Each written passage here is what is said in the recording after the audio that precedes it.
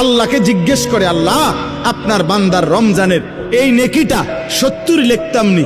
আল্লাহ বান্দার দিকে তাকাইয়া যখন দেখে গুনাহ থেকে মুক্ত, আল্লাহর জিকিরে তার জিহ্বা ভিজা, আল্লাহর মহব্বত তার কলিজার মধ্যে, সুন্নাত মোতাবেক তার জীবন, আল্লাহ তখন বলে না 70 না 700 লেখো, 700, 7,000 লেখো, 70,000 লেখো, 7 লক্ষ লেখো, 70 লক্ষ লেখো, 7 কোটি লেখো, 70 কোটি লেখো, 70,000 কোটি লেখো।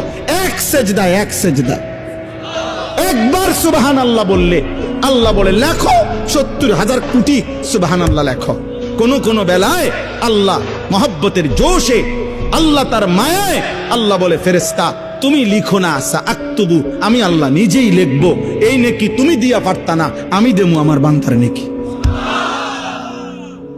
বলেন বাপ, বলেন। আহাজ মুসলমানের সন্তান, যদি তোমরা বুঝতা যে তোমাদের মালিক তোমাদের প্রতি কি পরিমাণ খেয়াল করেছে।